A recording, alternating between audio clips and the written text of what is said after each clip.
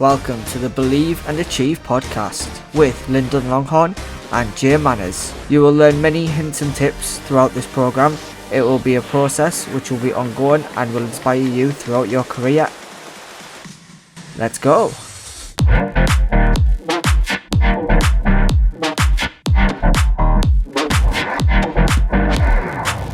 Welcome back to the Believe and Achieve podcast with your hosts Jay Manners and Lyndon Longhorn. Say hello, Lyndon.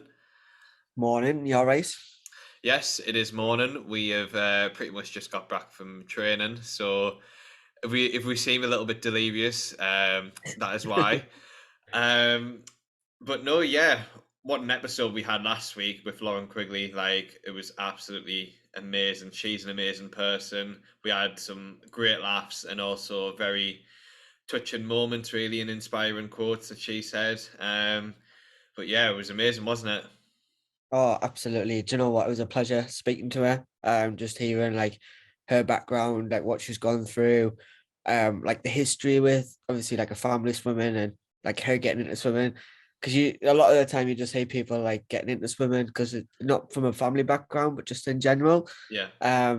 But yeah, there was loads of goosebumps moments where you're just like, oh my God, like it makes you think of that moment, kind of like get your imagination going. But honest to God, like how on earth we back that up? It's just, who knows? I know. It just seems like every guest that we have, like every single one has been so inspiring. And I just found it really impressive how her and her mum both swam the same events. So I think that's pretty funny. Or is it a bit weird? I think she said it was I a bit think, weird, didn't she? yeah, I think it is a bit weird, but at the same time, you think it's quite good because it's passed down in the genes, Yeah. like towards like your daughter or your son, and you never hear anyone say, "Oh, like, oh, my parents did this event and I'm doing the exact same event." So, like, for me, that was the first time hearing Lauren say that, and it was Yeah. like, whoa, like you never actually think because you think, oh, what's your main event? And it could be like, I don't know, like a 200 breast or a 200 fly or something like that. Yeah. And it's like, oh, why that one? It's like, oh, because I've got the capacity for it. But whereas when you hear someone say, oh, like my mum's from it or my uncle's from it, auntie's from it, you just think, oh my God, like it's crazy to think how that's actually passed down to like the next generation of the Quigley family. So it doesn't Yeah. have to be the Quigley family, it can be anyone. But Yeah. obviously speaking to Lauren last week, it was absolutely amazing. So yeah. Oh, 100%. And like I could listen to like the history of their swimming as well, like all day long when she said they had to do like 200 fly with jumpers on, like, whoa. I don't I'd like to do that now, but oh Jesus Christ. But anyways, we're gonna be moving on to this episode. We are going to be talking about Lyndon's adventures in Tokyo. If you're not aware, Lyndon went out to Tokyo for the Paralympic Games. It was in back end of August. Yeah. Yeah, it So was. back end of August till start of September Yeah. was when our game was there. So yeah, you raced over 10 days, which is the most that you've ever raced, like ever really. And you had a very busy schedule along the way with also making two Paralympic finals, one individual, one relay. And it's fair to say that it's been a very successful first international competition, let alone first Paralympics. So Oh, what would you say the experience was like? oh, do you know what? It was amazing. Like the whole experience now, when you think back, like you get in the pool every session now and you just think, is this pool even like, it's not the same pool, but at the same time, you're like, you'd love to just go back or like relive that moment again. And I think for anyone that wants to do it, like just go and do it because the whole experience itself, yes, you go to like your N&D competitions or you go to like your regionals, you got your nationals, everything like that, but nothing will live up to like what your international experience will ever be. And I mean, I know Tokyo was a bit different. Yes, it was delayed a year from obviously when it was meant to be in 2020, with obviously COVID hitting and things like that. But I think the way we look at it now is we're pleased the games have gone ahead because it would have been devastating if it actually cancelled, to be honest with you. Um, but at the same time, it's like when you look at that experience now, competing without the crowd, yes, there was people there, like all the athletes, coaches, support staff, who you knew were supporting you in the background. and even cheering you on when you were going for your races. But at the same time, you just know now in the next 3 years when you get the crowds in Paris, it's going to be right. That whole experience is going to be second to none, probably. But for me, going through all that phase of like the build up, even from like team announcement on June the 30th to then everything going right the way through, it was like, oh my God, like it's a pinch me moment. You think to Yeah. yourself, is this actually going to happen? Like, is this actually real? Or is someone just going to ring me in the morning and say, see you later? Like, you know, at the time, it was just a joke. And you're like, it's definitely not April Fool's Day. But yeah, like, just absolutely, I don't think words will ever be able to sum up what an international competition is like. Especially when you dream it and things like that. It becomes a reality. And you always live your dream, as the best saying goes. Yeah, and it just seemed like both the Olympics and the Paralympics seemed like a run very, very well with all things considering. Like it looked so professional. And also what I noticed was the red blocks. I have never ever saw red blocks before in my life. Do you know what? The red blocks were absolutely like I love them blocks. And I know the Omega blocks, Yeah, which are like insane. Don't know what it is, but when you have blocks in your swimming club and you have your blocks like in an international competition, they feel totally different. And I mean, the red. Don't get me wrong, the red was absolutely stunning because it goes with the block anyway. yeah, But the whole thing, like you're that used to going to a competition and it being like blue. blue. And when you see red, you're like, oh wow, hello, like new Yeah, color. I mean, the blocks what we had on Holden Camp as well, they were yellow. So right. obviously it was nice to see a different scene and a different color block. But I don't know, the grip, the leap, what you got off them, they just felt much more springy than what you do at like your home club or like a competition over here. I don't know whether it's like the blocks what they get for international competitions or whether they'll stay there. I don't know. Yeah. I think them style of blocks that you do typically see on an international level, to be fair. And Yeah. I think they should just keep it red because like it sort of goes nicely with the red markers that you're 5 meters to go. I think it blends in very, very nicely.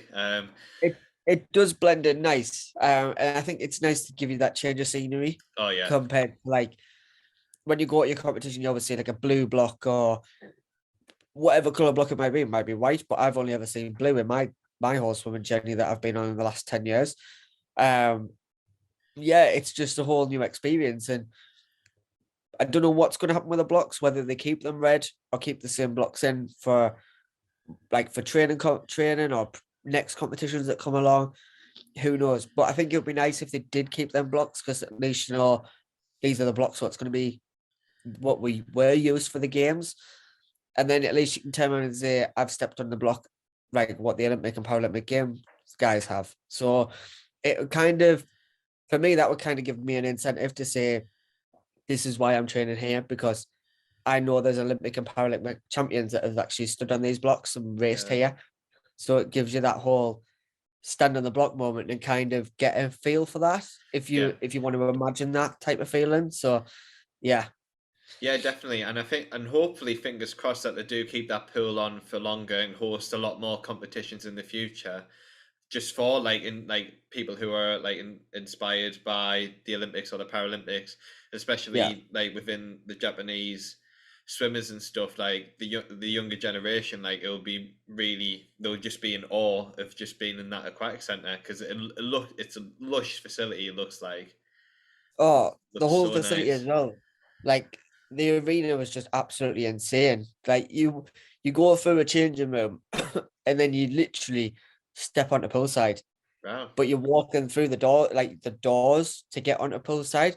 As soon as you step out, you just feel like you're being swallowed up. If you've never stepped into a pool that big before, you just think, oh my days, like it's actually insane. It's like an Especially, arena. yeah, exactly. But the thing is, obviously, with like the London Aquatic Centre that was made for obviously 2012, and when I raced there, you know, it's a great experience to actually race in the pool that's going to be used for trials or used for the actual like whether it's Commonwealths or whether it's Olympics or whatever it's going to be. And when you step in that venue, you know that there's like you've got all the lights coming in from all obviously the doors, what are all the way around the outside, from where spectators could come into. But when that arena, I think it was because it was like it was all closed, Yeah. but at the same time, it was quite like not. It was dark in a sense, but I think the lights obviously brightened it up a bit Mm. more to give you that kind of like adrenaline to Yeah. get you going. And every time when you step in that pool every morning, I was just like, you just kind of think to yourself, is this actually really happening? Or you just start and think, nah, like someone's gonna smack me out of my dream in a minute. But no, like when you look at that pool, you don't realize the other pool what's there. So Yeah. like literally next door was another 50-meter pool. And then you're out like you had another 50-meter pool as well. So it was like 3 50-meter pools Wow. where you had your warm up and swim down, your competition pool, and then you had at the back the training pool. So training wasn't getting obstructed with obviously warm ups and swim downs. Oh wow. Yeah. That's really cool. I don't think I've heard many facilities that have 3 50-meter pools within one building. So Yeah. that's amazing. So like It you saw. wasn't Yeah, it wasn't in like the whole building. There was like an outside facility. So Mm. like you had your 50-meter where you raced and your 50-meter outdoor, like which was literally out the back, and then next door to it was the other 50-meter. So you had Oh, your okay. competition venue all in one area, but then another pool that was built out the back so that you could go and do your swim downs or like your training schedules, whatever you needed to do. Oh wow. It's very, very organized. I Yeah. like it. But you sort of touched upon it there about like the adrenaline that you have when you walk out the competition, and with the amount of races that you had, you needed a lot of adrenaline anyways, and especially with racing with it over the course of 10 days. So could you be able to give us like a rundown of like from day one to day 10? I think your first race was the 50 breast, was it? Yeah, so on the first day, obviously it was quite intense. Obviously, you have your opening ceremony the day before, which obviously we couldn't go to because of like COVID restrictions. We still all got like suited up and stuff and had like a group photo and things, which was still a good experience. Don't get me wrong. And I think it's wise to obviously not go that day because the next day you're racing pretty early, Yeah. especially if you're doing swimming. You know you're straight into competition the next day if you are racing. Fair enough if you're not racing for like another couple of days, then it might be worth like going along to it if you can. Yeah. Um, but yeah, on day one, I'm not gonna lie, my nerves were absolutely shot. Like Really. I've I've never felt so nervous stepping out to race in my life, and I was like, I just kept thinking to myself, just treat it like a normal competition. Yeah. Don't overthink it. It's just another pool. Yes, you might be stepping on the biggest stage that you'll ever step on with like an international competition, but at the same time, it's like you're just stepping out there doing what you need to do, like you would do as a general gala if you go to your local club gala or go to your regionals or national competitions back in the UK. So from that first race, you kind of get that feeling. As soon as you dived in, I was like, oh, this is fine. Like, you know what you're doing. You touch the wall and it just gets all the nerves out the way, everything's gone. You're just ready to go after that. And then obviously, like, yeah, you're right in saying that I had the busiest schedule. Like over the 10 days, I think they had like 4 days off. So it was Yeah. like pretty insane. Because a lot of people when they go to big competitions, you kind of like, oh, I've only got like 2 or 3 races. Whereas I had like, I think it was like 7 races that I did. I've put it this way, I've lost count because I did that many, to be honest with you. I think you would. I think you would, like, when you got to that point. And then obviously get to day two, we had the 100 free and the relay. Obviously I'd focused on the 100 free in the morning, and a different relay team went out in the morning to try and get us into the final, which they did, which was amazing because I knew I'd be able to go into the final on the night. And then obviously I wasn't even expecting to go into a final. I knew within myself I was there for experience and I was Yeah. there ready to potentially push on towards Paris, which is obviously the next goal. But when you're actually pushing yourself forward in that instance, and as soon as you step on the block for the 100 free, because that was obviously the next day what I had, you just think to yourself, just go for it. Like, what is there to lose? Like, Mm. anything can happen. And obviously, I made the final for it. And obviously, I was like, whoa, like, where the hell has this come from? Don't get me wrong. Maybe you could say it would be luck with obviously the guy getting disqualified in my heat. But at the same time, it's like you take it, like you're in the final. I honestly thought that the guy was going to get like go and appeal it, but for some reason clearly didn't happen. Um, But you sort and of then you sort of say like it was luck, but yeah, when you swam that final, you came seventh. So yeah, like it shows that like you deserved to be there because you did beat that one person, even though yeah, the guy was favourite that going in got DQ'd and whatever. But like you went in there eighth and you came out seventh. yeah, So it's like 100%. you can't ask for better. Oh, definitely. I mean, when I look back at it now, when you step out into a final and obviously your name gets called out, you just zone out. Don't let it get to you. Yes, you can hear people screaming and shouting, but at the same time, you just got to focus on your job Yeah, of like diving in and get to the end. And I paced it a bit differently. And I was like, just go out, try and go out a little bit slower and bring it back stronger. Which was great because obviously, like you say, I'd improved my position in the final as well. And obviously, yes, I did break the British record again in the final, which was great.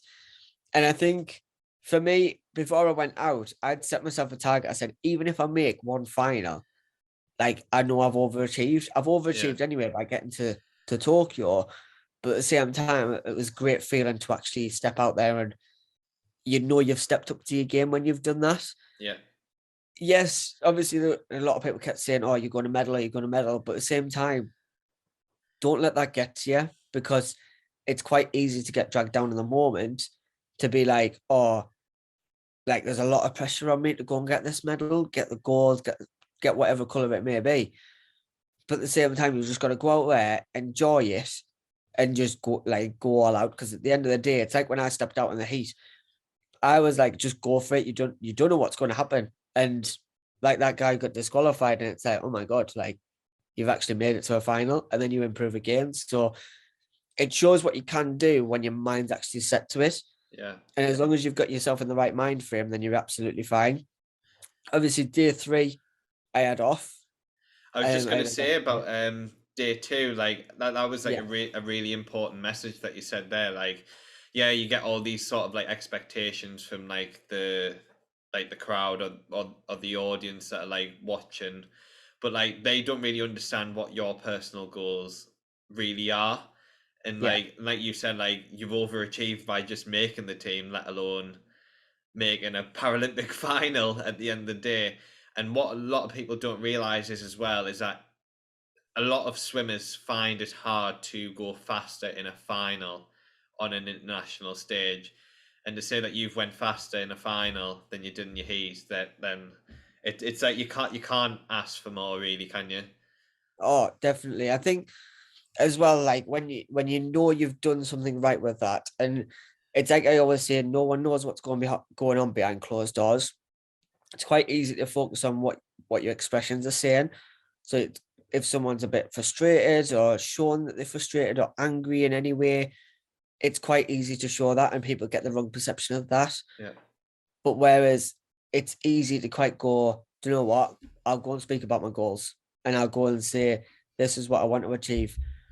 But at the end of the day, there can be a lot of pressure, whether it's from the media, whether it's from family, whether it's from friends saying, "Oh, well, you haven't medaled," or this, that, and this. At the end of the day, like that I knew going out there would be a really tough ask for me to actually medal. That's why I was like, I'm not setting my expectations high. mm, We've been through a pandemic. yeah, We've hardly had the facilities to train.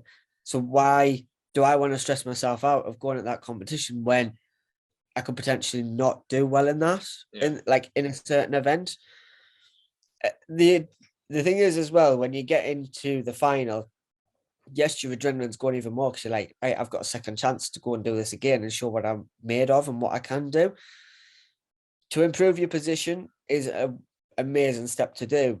And like you see a lot of people do when like from the Olympics or Paralympic Games where you go into the final but you stay in that position. So to improve it can be quite a big ask. yeah, But I think when there's no pressure on you to actually do that, you kind of feel a bit more relaxed about it. yeah, And obviously we had the relay in that evening as well. So doing a relay compared to an individual, the whole experience of a relay is absolutely insane. And obviously you'll have experienced it yourself when you go to a relay. Everyone's jumping, everyone's bouncing, your team yeah. gets called out. you know what order you're going, the crowd's up, like everyone's just up and ready to go. So Yeah. like it's just you have both expectations, but yet they've over expected, like over expectations with that. Yeah. Because you just like you kind of get in your head what you think, and you kind of think, oh, this is what it's going to be like for a relay, or this is what it's going to be like for me for an individual final or individual heat. But as soon as you step out there, the goosebumps just start and go, and you're just like, Yeah. oh my days, is this actually happening? But yeah, like I wouldn't change anything that I did out there. And I think it's great when you look at all the games that's been with like crowds and stuff.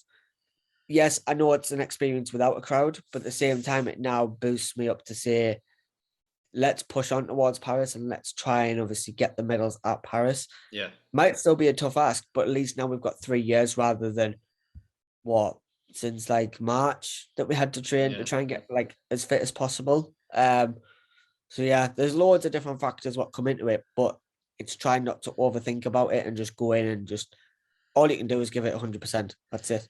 Yeah, and you'll go down in history, like as well as everyone else, as going to the Paralympics within a pandemic.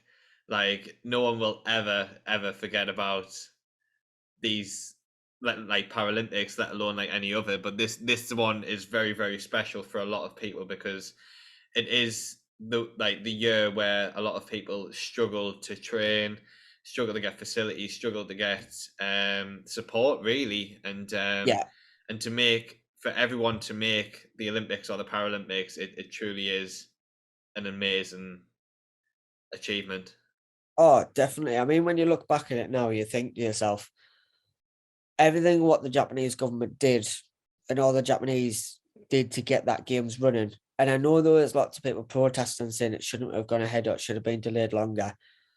But it's like the thing what you've got to ask is how much longer can you delay it for? Yeah, And do we carry on going down the way we're going? Or do we just try and get on with things and try and obviously do all the measures that we possibly can to keep us safe?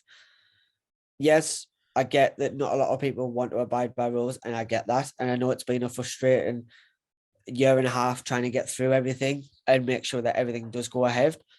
But at the same time, like you couldn't take your hats off enough to them for yeah, everything that they did, all the like PCR tests every single day, making sure that we're all keeping distance, making sure that everyone was wearing masks.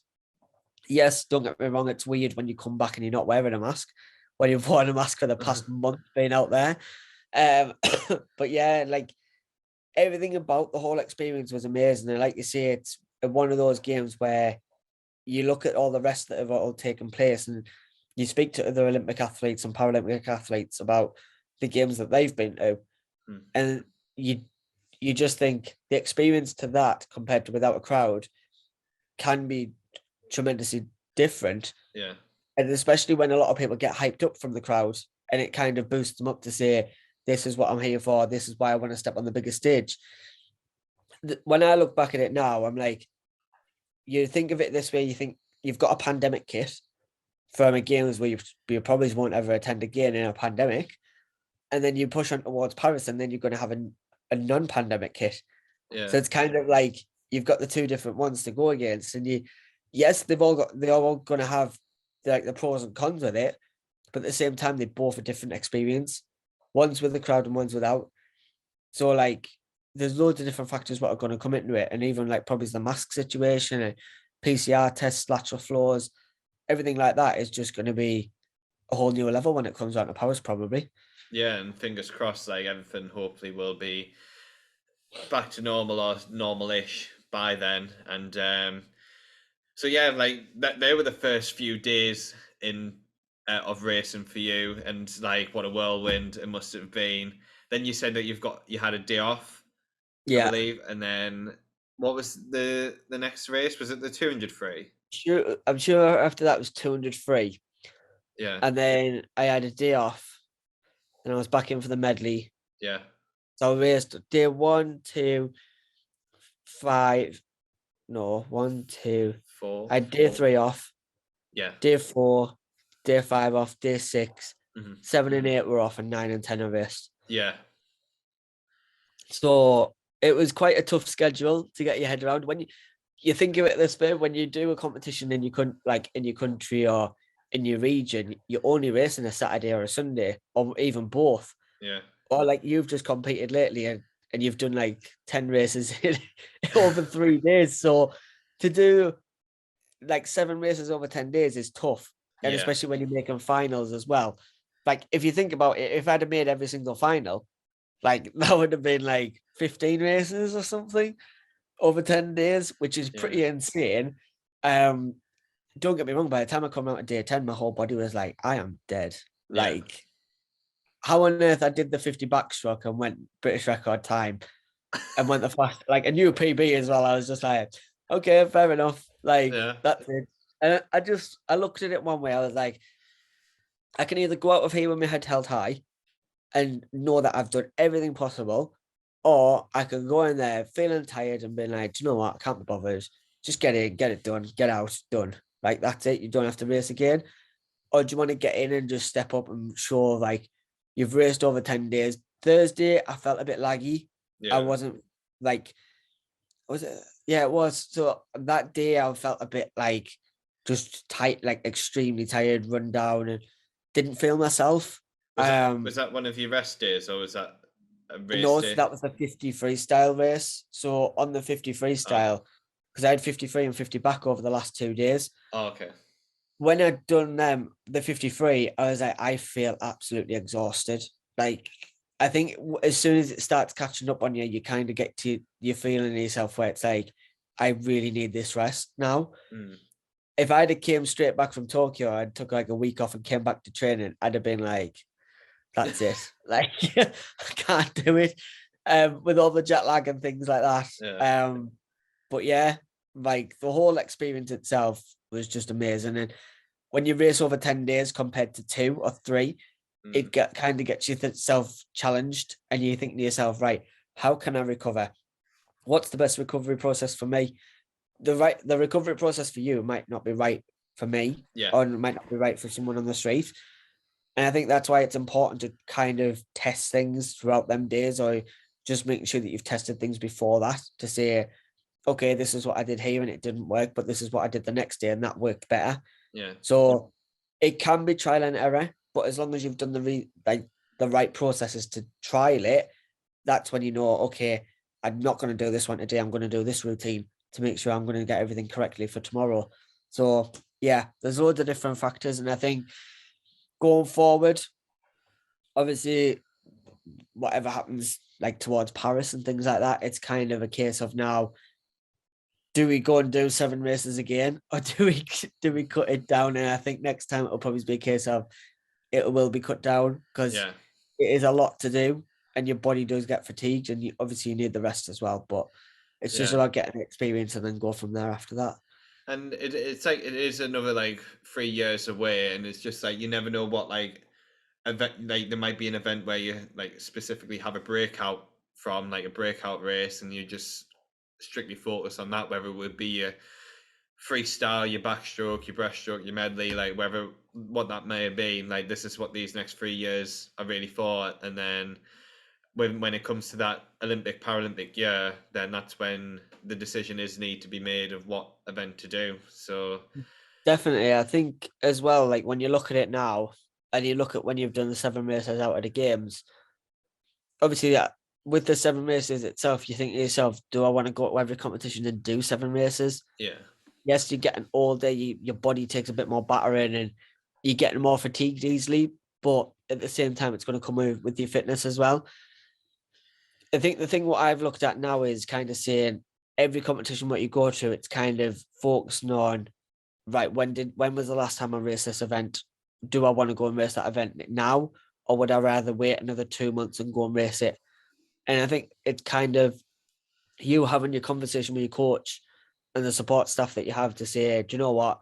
I think at this, and this competition, this is where we'll do these events, but here and here is where we do the other events. yeah, And that's when you can get a structure in place to go, okay, do you know what? Let's focus on that then. And yeah. let's make sure that we're doing everything right for those competitions for whatever you want to class as your main event. Yeah, it's very much like an individual conversation of like Yeah. what works better for you and what works better for me, blah blah blah. And it's like the one that I just had the other weekend where I'd done 10 races, that was part of the plan. It was to, because I'm a firm believer, if I do like these amount of like races within the course of 2 days, then when it comes to a like you say a major meet and you might have one race per day, it should feel like a walk in the park, or it should feel a lot easier than doing them races back to back to back to back. But Yeah. yeah, but like everything does happen for a reason, and planning is just so key when it comes to stuff like that. I Um, think as well, like you say, when you've raced 10 races over 3 days, or you're racing 7 races over 10 days, however you're mm, doing it, it's making sure your recovery process is right as well, and your strategy for what you're going to do when you're there. Because I think obviously the competition, what you did is quite like, I know you stayed down there, correct?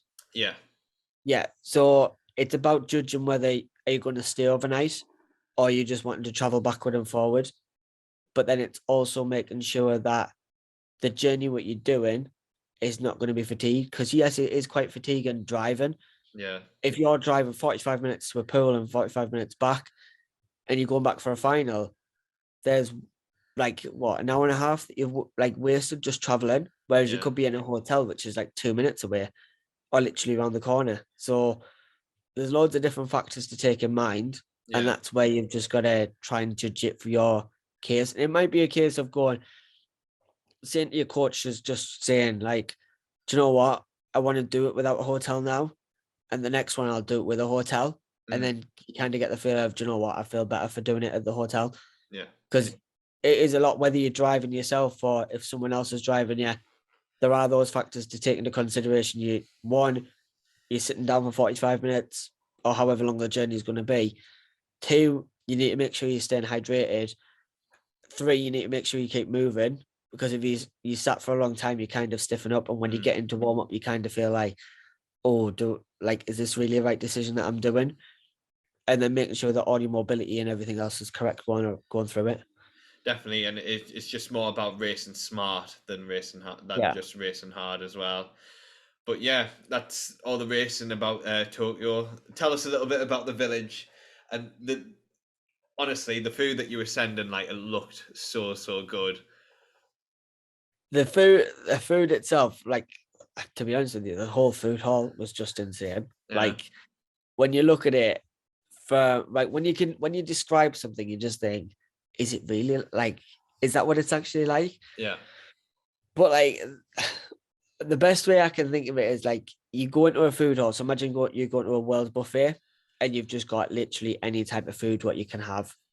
Right, you've got the likes of pizza, pasta, curry, um, like Indian food, Mexican, Japanese food, everything. Like, there's a whole range of different things that you can have. But like, you've not only got one floor, but you've got two floors as well. was it So two? yeah, so it was two floors. So you've got your floor on the bottom and your Uh-huh. floor on the top. But obviously, bottom and top have exactly the same foods on. Oh, okay. Some can have like different things. You've got like a big dessert thing in aisle in the middle. You've got obviously Costa were a sponsorship as well. So you've got like Costa coffees and things like that. Mm. Um, before you say it, no, I've not stolen one from Tokyo. um, you've got like Coca-Cola, which sponsored the whole event as well, like getting free drinks all the time, like Powerade, Sprite, Fanta, Coke, bottles of water. You could go at any time. It was 24 hours. Mm. So anytime you wanted food, if you wanted to go down and be stupid and go at 2 o'clock in the morning, then fair enough. That was your choice. Um, but the whole village itself was like a little town. Like, Yeah, when you look at it, you just think, all right, you've got your block and that's it. And you've got the food hall and everyone must be staying there, but they actually not. So like, GB had their own, Brazil had their own, Australia had their own block. Some of the smaller nations, yes, they shared with like other nations and things, which is understandable. yeah. But like, when you look at it from a point of view where it's like, in your town now where you are, that, imagine like all the high rises built around that. And it's kind of like, oh my God, like, It I looked think, massive. I don't know how many high rises there were, but there were a lot. Like, Yeah. I didn't count them, of course. But then obviously you've got like the roads where obviously you had like the self-drive cars and things going Yeah. down. Um, you had like your wardens on the sidewalks as well, making sure that you weren't crossing when someone was driving there or anything like that. And then a lot of the buildings as well had an underground for like basements and stuff, so where All you could right. go and do your laundry. So it's kind of like a bit of a shortcut. So you can either go right down the ground Uh, and then go under to get to your laundry, or you might have to like walk across the top bit and get downstairs. So they had a big. So we right from day one we questioned what the big tall chimney was. Everyone was like, "Why is that there? Like, why would you just randomly put that in?" But after a few days, we learned that all the rubbish that was getting recycled was actually getting put in there to do energy. So it was oh, actually okay. getting reused so actually they were powering energy into the place. Which was quite a cool idea because you think to yourself, oh my God, like I would never have thought of that. It was Mm. quite easy just to go, oh, we'll connect it to this line and this line to here and this line to there. So that itself was just amazing. And when you walk around, you don't realize how big the village actually is. And the amount of walking that you did or pushing in your wheelchair and things like that, like it don't get me wrong, it can be tiring, but it's just about asking for help when you need it. Yeah. But it's also about showing that independence as well. So you had like your food hall, you also had a place where you had Japanese casual dining. So you could go and try like Japanese style food, and you had like a games room, things like that. Yeah. Um, around the whole village itself was security, so it doesn't matter where you went, there was security 24/7. Like you couldn't even go out without your pass. If you didn't have your pass on you, you were literally sent back to get your pass. Really. So, which is understandable because you think to yourself, Mm. if you were someone off the street walking in, anything could happen. Yeah. To like, True. and obviously with us all getting PCR tests and things like that, it's one of those where you just think, do you know what? I'd rather do this than someone coming in off the street and probably causing a positive case of COVID and then affecting my teammates type of thing. So Yeah. yeah, like there's loads of different things that you could speak about with the village, but it's trying to make like condense it all down and give you an insight into that. Yeah. Um, but yeah, it was just absolutely insane. And obviously, I've not experienced a village before like that, Mm. but to me, like it was just absolutely amazing. And it's weird when you look forward now to Paris because you're kind of like, oh God, what's Paris is going to be like? Do Yeah. you know? So it gives you that whole perception of saying, right, this is Tokyo's, so what are you going to do? And after that, it's like, all right, what are you guys going to do? Are you going to up your game? Yeah. So yeah, there's loads of different things with the village that you could go on about. They always seem to like always like up it a notch, whether it would be like from the food or from the actual village or the accommodation or anything like that. Like they Yeah. always try to seem to like up it one like in a specific area. But like I can imagine that like seeing different athletes in different sports. That was also I can imagine that being quite exciting to see as well, how they get prepared and stuff for their events. Yeah, do you know what? It's weird because obviously when you're back in the UK or back in like your home country, you think to yourself, right, I'm going to a competition. You're only seeing swimmers, Mm. and it was reminding yourself you're not just swimming that's here. It's other sports as well. So like you had like the likes of wheelchair basketball, rugby, athletics, like the swimmers,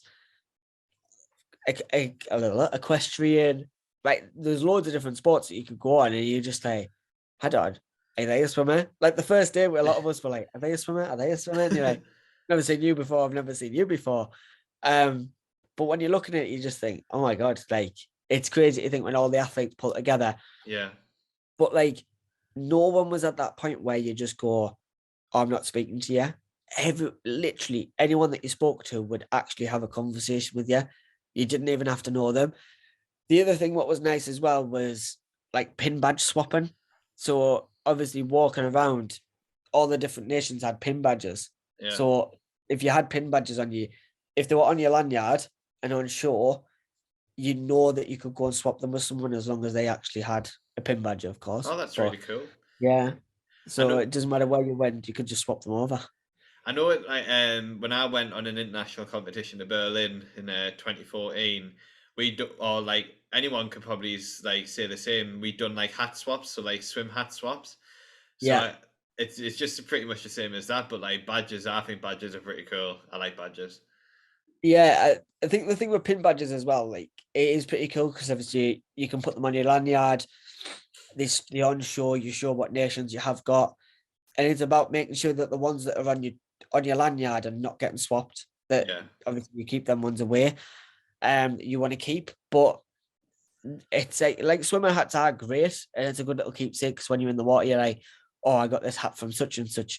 Sometimes you might get a name that you probably like you can't even read, but it's still great because you know you've got someone's hat who's actually been on an international stage. So there's loads of different things that can come with it.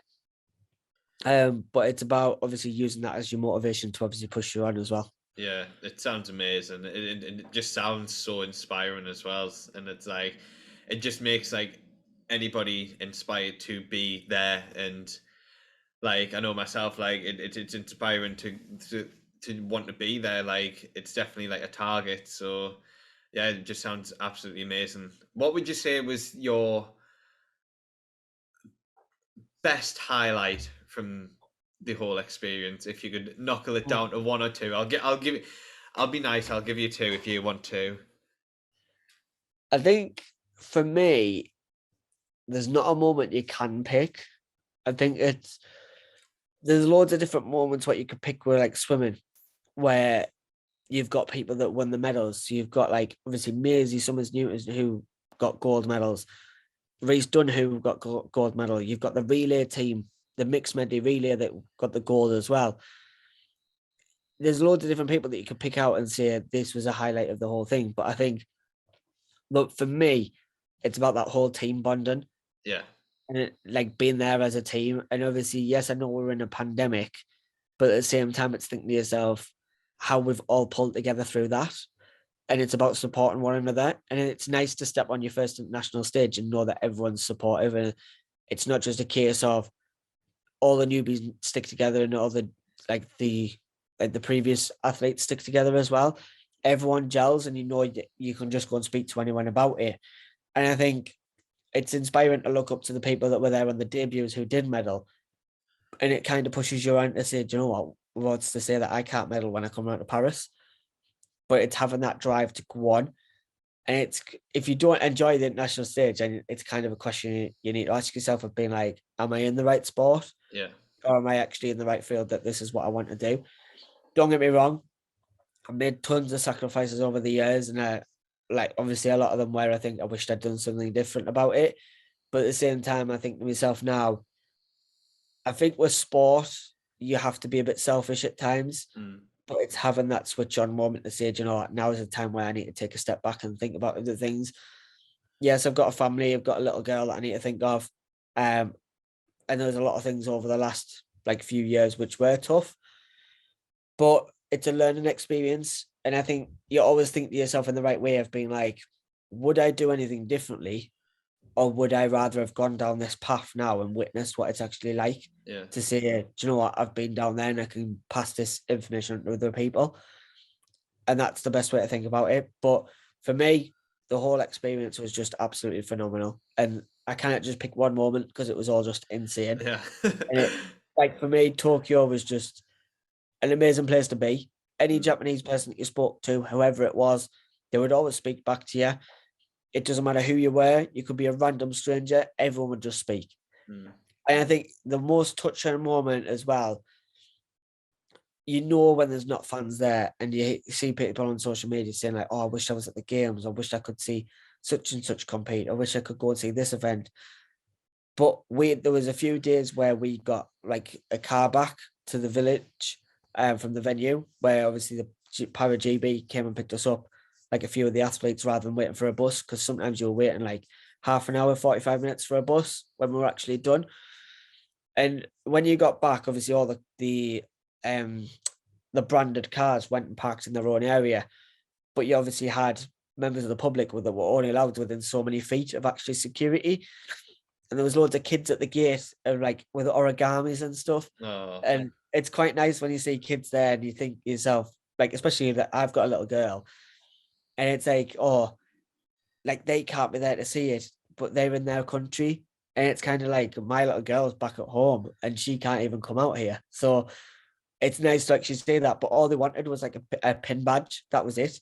And they would give you origami, and like all the origamis was like good luck, but in the shape of a heart or like the duck or the bird, like whichever. But like it's just amazing. The technology, what they've got over there, and everything itself is just absolutely mind blown, to be honest with you. Oh, that's amazing. And I probably was a little bit naughty asking you that question, because it is a tough one to ask to answer. But no, I think that was a really great answer that you said, and especially like with the team bond, and since like there was no like crowd or audience there, it's what I've noticed from both the Olympics and the Paralympics is that every single person from every country were all behind their one or two swimmers that stepped up on the block. Like I noticed it a lot with like obviously with us, like the GB team, like when the cameras like spun around to you guys, like you were all there cheering on whoever was swimming.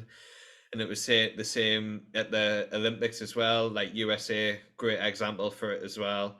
Like it was honestly really amazing to see, and like they created such a great atmosphere for those stepping up on the blocks and racing. Yeah. And I just think that was truly inspiring. Yeah. I think as well, when you look at it, you think to yourself, it's great to see how, uh, in the right way, that the pandemic's pulled everyone together. Yeah. Before it, you kind of think to yourself, there's a lot going on in the background of being like people kind of probably been against one another and had a lot against each other. But at the same time, when you're in a sport and environment, everyone's always got your back.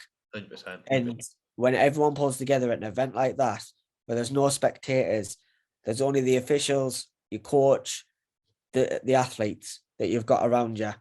And it's nice when you see people gelling together, pulling together as one. And it's about that team building, that thing, team building exercises, what you go through throughout life. No one will ever build you up to know what it's like to be in a team. But once you get into a team, you kind of get that experience to go, do you know what? I'm going to step up and be a captain, and I'm going to be the one that organizes stuff, or I'm going to be the one that says, do you need any help? Do you need to talk? Things like that. So there's loads of different things that go on, but in the right way. I feel like obviously COVID's kind of pulled everyone together. Yeah. And made everyone stronger. So yeah. And I think that's a very good message to end this episode on.